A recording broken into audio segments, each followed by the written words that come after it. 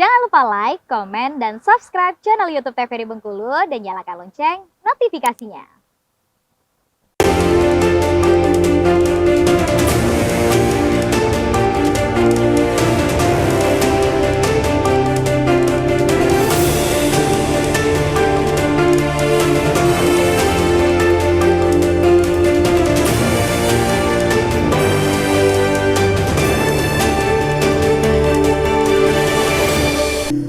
Baik pemirsa, kembali di Berndo TVRI Bengkulu untuk kebersamaan kita di kali ini tentunya dengan tema kita yaitu revitalisasi bahasa daerah dengan narasumber kita yang pertama ada Bapak Haji Masri Syabihi MPD dan juga ada Bapak Darwin Susianto. Tentunya kita kembali berbincang dengan mereka berdua dengan tema kita yang sama, revitalisasi bahasa daerah.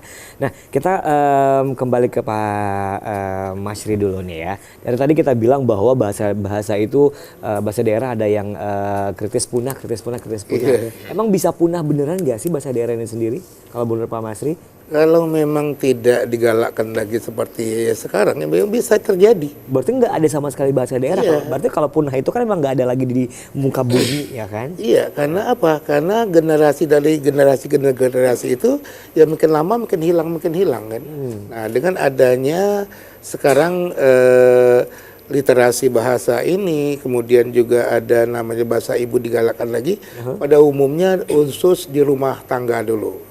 Nah, jadi di rumah tangga itu sehari-hari kita menggunakan bahasa ibu itu, bahasa daerah. Insya Allah kalau memang ini masih digalakkan, masih dipakai, tidak akan terpunah dia. Seperti itu. Oke, baik. Kita ke Pak Darwin nih ya. Nah, pertanyaannya yang sama juga tentunya mengenai kepunahan dari bahasa ini sendiri. Nah, kalau bahasa daerah ini punah, dampaknya apa sih Pak? Ya, kalau bahasa daerah kita punah, dampaknya yang paling utama adalah seni budaya kita akan ikut punah. Seni budaya kita akan ikut Jati punah. diri kita pun akan ikut punah. Ya. Sementara bahasa daerah adalah bagian yang mengisi daripada bahasa Indonesia. Ya kan?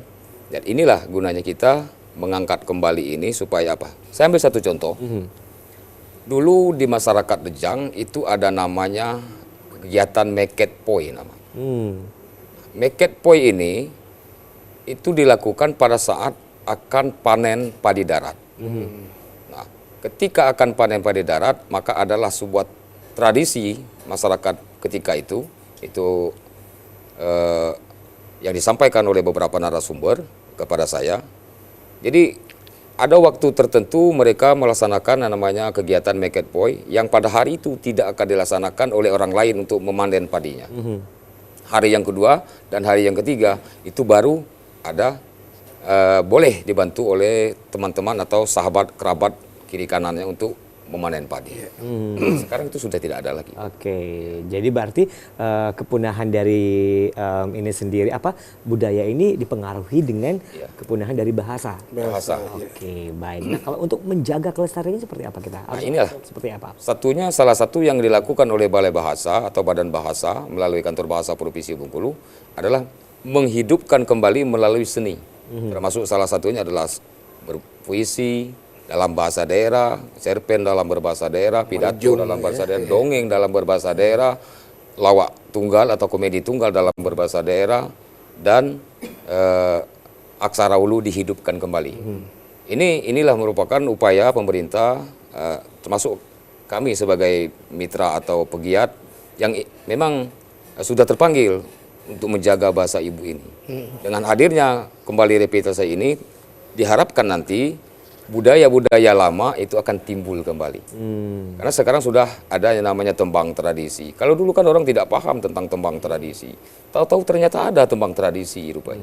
Nah, dalam acara Meket Padi tadi itu ada tembang tradisi di sana. Nah, ini yang diharapkan dengan hadirnya bahasa daerah, dengan bangkitnya kembali bahasa daerah, ya diharapkan nanti tradisi dan budaya yang lama itu akan hidup kembali. Oke, baik ya. Nah, untuk bahasa daerah yang punah mungkin ya, kan kita masih membahas mengenai kepunahan dari bahasa daerahnya sendiri.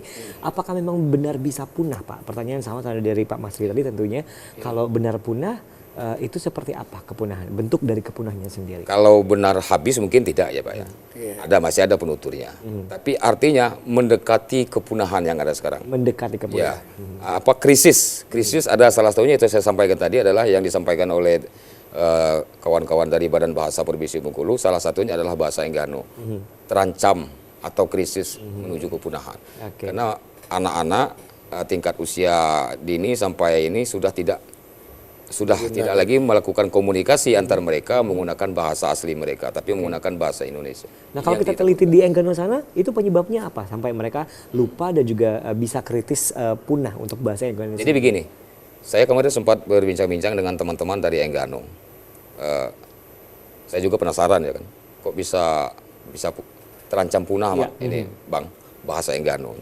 Jadi teman-teman dari Enggano itu memang mengakui, memang iya Pak, karena anak-anak termasuk remaja-remaja kami di sana katanya sudah banyak tidak menggunakan lagi bahasa asli Enggano. Mereka sudah menggunakan bahasa-bahasa Melayu atau bahasa Indonesia. Itu ya. Nah, itu kenapa penyebabnya? Apa yang mereka anak muda di sana lebih senang menggunakan bahasa Melayu atau bahasa Indonesia daripada bahasa Enggano Ya, sendiri? kalau menurut saya bisa jadi, nah itu tadi kita kembali kepada malu atau tidak berbahasa ibu. Kemungkinan bisa jadi mereka malu apabila orang mendengar dialek atau ini langgam bahasa mereka itu menggunakan bahasa daerah mereka. Padahal tidak sebenarnya. Justru orang akan tahu, wah ini dari Enggano. Nah, begitu juga dengan yang terjadi di sebagian bahasa daerah kita. Seperti bahasa Rejang. Ada kadang-kadang orang yang Rejang atau mungkin dari Serawai, dia malu berbahasa daerah dia sendiri. Ketika dia berbahasa daerah menggunakan ucapan Rejang, misalnya kan kalimat-kalimat Rejang dengan teman-temannya didengar oleh yang lain, dia merasa malu. Malah pada kelompok itu, mereka adalah suku Rejang atau suku Serawai. Oke, baik. Apakah kita bisa bilang bahwa salah satu faktor untuk penyebab dari kepunahan bahasa Enggano sendiri, populasi dari orang dari Enggano ini sendiri sedikit, sehingga orang yang menggunakan bahasa Enggano pun tidak ada, Pak? Bisa jadi, karena berdasarkan dulu penelitian juga dari kawan-kawan, bisa jadi karena populasi mereka, artinya mereka adalah kelompok-kelompok kecil. Iya. Nah, jadi penuturnya beralih-alih generasi sehingga penutur-penutur yang asli berkurang. Penutur lama tidak mengajarkan. Betul. Nah, ini yang makanya kita merevitalisasi kembali. Karena kalau setahu saya bahasa daerah atau bahasa ibu itu diturun-temurunkan dari ibu ke kita dan lain sebagainya seperti itu ya kan. Nah kalau mungkin Enggano ini sendiri punah ini karena mungkin populasinya yang sedikit tentunya ya. Nah kita berbincang lagi tentunya tentang bahasa daerahnya sendiri. Nah kemarin pada saat di literasi bahasa apa saja mungkin yang dilakukan dan untuk yang ikut lomba itu dari mulai usia berapa Pak Masri? Ya. Kemarin sudah termasuk Pak Erwin dari juri juga, itu mulai SD kita, SD. Jadi mulai kelas 4 SD sampai kelas 6 ada SMP, ada SMA juga, seperti ada pidato dan ini tadi ada lawak ya, ada humor tadi dan dongeng. Pada umumnya dongeng yang banyak kan. Nah itu khususnya di Kota Bengkulu. Dongeng itu cuma satu orang yang ikut. Oke. Karena dia paham bahasa Serawai dan bahasa ini tadi Lembak dan sebagainya. Dia bahasa Bengkulu digunakan. Jadi dilogatkan atau dialekkan dengan kayak bahasa Malaysia, Okay. Jadi kita lucu-lucu mendengarkan. Nah, itu salah satu berkurangnya atau kurang hidupnya bahasa dari daerah itu. Jadi anak-anak sekarang tadi betul, kita banyak dari main HP tadi, main gadget apa sebagainya, maka berkurangnya bahasa itu.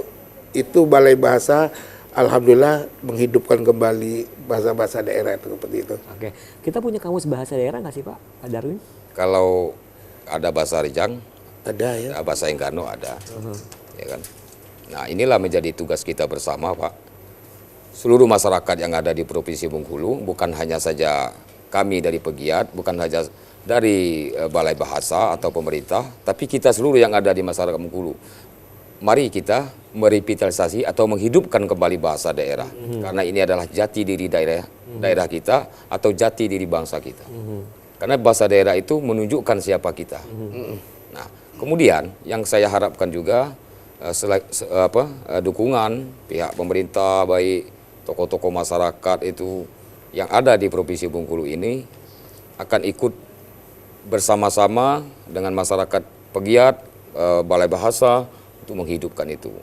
Dan nanti Di tahun 2024 itu bukan hanya ada 3 bahasa daerah yang akan dihidupkan oleh Balai Bahasa Provinsi Bengkulu melalui Kemendikbud, melalui Balai Bahasa Provinsi Bengkulu. Itu ada Melayu, ada Melayu Kota, ada Lembak, ada Pekal, dan Muko-Muko dan Nasal, dialek 1 dan Nasal 2. Ini yang akan dihidupkan kembali oleh Balai Bahasa Revitalisasi ini. Kita punya berapa bahasa daerah di Bengkulu, Pak? Banyak, Pak. Cuman kalau untuk bahasa daerah kita hanya ada 3. Oh, bahasa daerah Bengkulu hanya ada 3. Bahasa Oke, Rejang, secara umum. ya bahasa Rejang, bahasa Melayu, dan bahasa Enggano. Nah, yang paling banyak ini bahasa Melayu. Melayu Kota, Melayu Serawai, Lembak, Pekal, dan Melayu Muko-Muko. Oke, untuk bahasa Melayu berarti untuk bahasa Serawai masuk ke Melayu ya. Iya, masuk ke Melayu. Oke, berarti Melayu, Serawai sama Enggano. Nah, Enggano inilah yang mulai punah tentunya. Terancam. Terancam punah. Ya, oke, baik.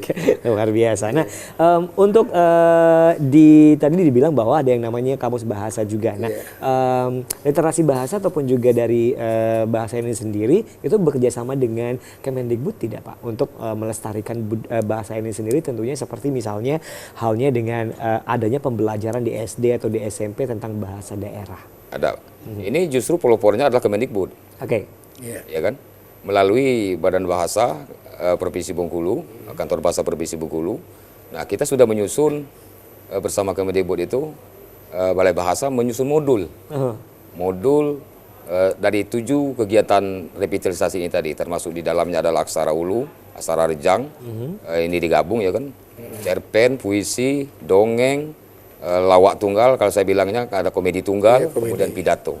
Jadi ada 7 modul yang sudah disusun dan itu diimbaskan kepada anak-anak mulai dari tingkat SD dan tingkat SMP. Dan sudah dilatih atau disampaikan kepada guru-guru masternya untuk menyampaikan kepada anak-anak didiknya. Oke, dan itu akan dimasukkan ke dalam kurikulum. Iya, Sudah merdeka, sudah masuk dalam Kurikulum Merdeka. Oke, baik. Kurikulum Merdeka. Nah, pemirsa, kita akan jeda kembali tentunya tetap bersama kami di Berndo TVRI Bengkulu.